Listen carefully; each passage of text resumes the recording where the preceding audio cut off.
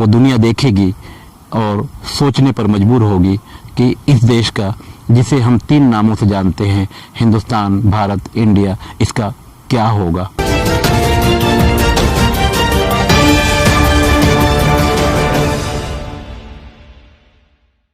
नमस्कार, आदाब। 26 जनवरी शुरू हो चुकी है। करीब 7 दहाई यानी 70 साल से अधिक हो चुका हमारे देश के लोगों को 26 जनवरी या 15 अगस्त मनाते हुए। इस 26 जनवरी को पूरी दुनिया देखेगी कि हमारे देश में पहली बार किस तरह का 26 जनवरी मनाया जा रहा है। पूरी दुनिया से करीब करीब 700 मीडिया कर्मी हमारे देश की राजधानी दिल्ली में मौजूद। हमारे देश की जो मीडिया है वो दिल्ली में मौजूद और देश का किसान दिल्ली की सरहद पर मौजूद। हर साल हमारे यहाँ 26 जनवरी और 15 अगस्त मनाया जाता है और सरकार की तरफ से पूरी तैयारी की जाती है। दिल्ली को सजाया जाता है। हमारे सैनिकों की, हमारे हथियारों की, सैनिकों के जरिए परेड होती है और दुनिया देखती है हमारी शक्ति। मगर इस बार देश का जो अन्नदाता,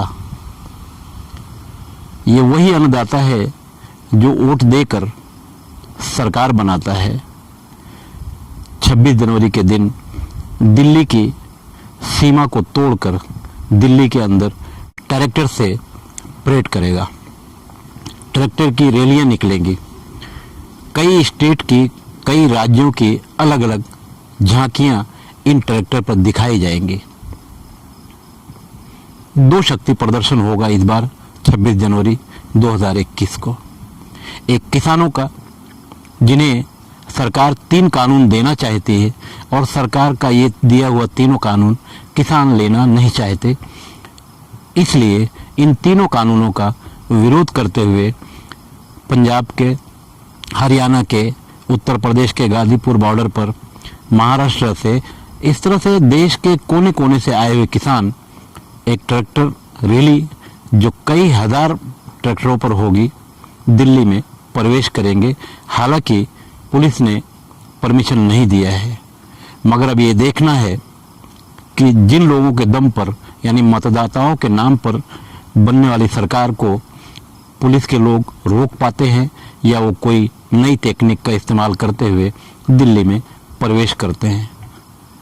बड़ी बात यह है कि कल का यानी 26 जनवरी 2021 का जो नज़ारा है पूरी दुनिया देखेगी, क्योंकि पूरी दुनिया की नज़र 26 जनवरी पर वैसे भी रहती थी, मगर इस बार मतदाताओं का, यानी हमारा जो किसान है, उससे सरकार की टक्कर है। सरकार बनती है एक आम नागरिक, जो वोटर है, जो वोट देता है, उसी के वोट की ताकत से सरकार बनती है। मगर आज सरकार इनकी सुनने को तैयार नहीं है अपने चंद मित्रों के लिए। नरेंद्र मोदी का एक स्लोगन है, मित्रों। तो मित्रों में कौन है? अंबानी, अदानी परिवार। यही लोग हैं जो देश की सत्ता को चला नहीं, चलवा रहे हैं और मनमानी ढंग से कारोबार करने के लिए नए नए कानून बनाने का प्रस्ताव ये पीछे के दरवाजे से देते रहते हैं और सरकार उस कानून को बनाकर पास करने का काम भी करती है। तो जब नरेंद्र मोदी ने नारा लगाया था सबका विकास, सबका साथ, तो उस नारे का क्या ये मतलब था कि सबका साथ आम जनता का विनाश? सही मानों में तो ये देखने में आ रहा है। पेट्रोल की कीमत पूरे देश में, देश के लोग देख रहे हैं। गैस सिलेंडर की कीमत पूरे देश में लोग देख रहे हैं। हालांकि ये वही सरकार के लोग हैं, जब कांग्रेस की सरकार थी तो गैस विरोधी आंदोलन, पेट्रोल विरोधी आंदोलन करते थे और वादा करते थे जनता से कि हम इसका भाव गिराएंगे, मगर कुछ पता नहीं है। हालांकि अदानी और अंबानी का नाम तो आता है, मगर योग गुरु बाबा रामदेव का नाम भी आता है, क्योंकि बाबा रामदेव ये वही हैं जो लोगों से कहते थे कि पेट्रोल 36 रुपये लीटर मिलेगा, अगर हमारी सरकार बनी तो।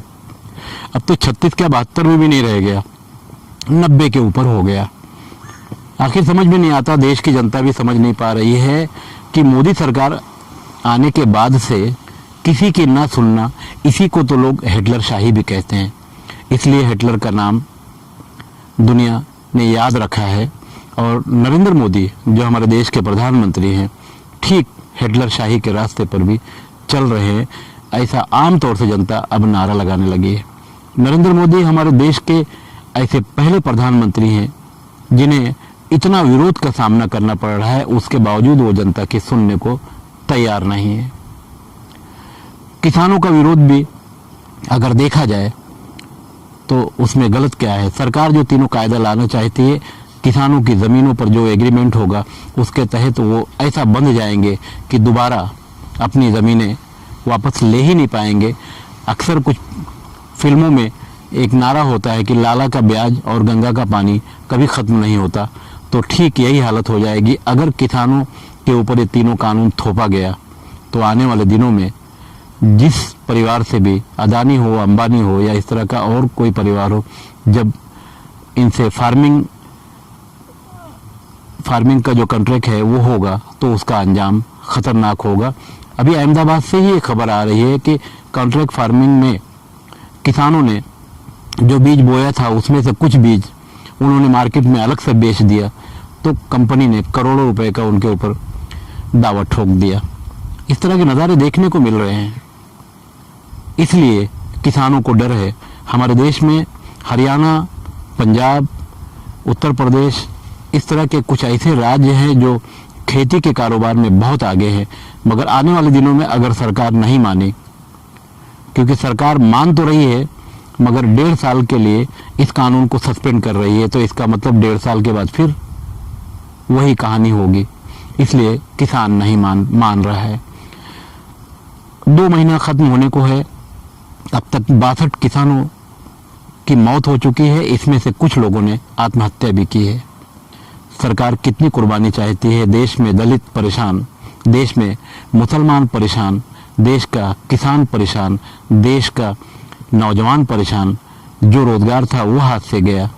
उसके बावजूद 26 जनवरी को सरकार का जो अपना प्रदर्शन होगा और इस देश के अन्नदाताओं का यानी किसानों का जो प्रदर्शन होगा वो दुनिया देखेगी और सोचने पर मजबूर होगी कि इस देश का, जिसे हम 3 नामों से जानते हैं, हिंदुस्तान, भारत, इंडिया, इसका क्या होगा। मैं खान फखर आलम। 2020 नेताओं के वादों के साथ तो गुजर गया और अब 2021 है। आइए, अगर आपने हमारा चैनल सब्सक्राइब नहीं किया है तो यूट्यूब पर जाकर भारत शक्ति समाचार सब्सक्राइब करें। आपके अपने शहर की खबर देखने के लिए भारत शक्ति समाचार।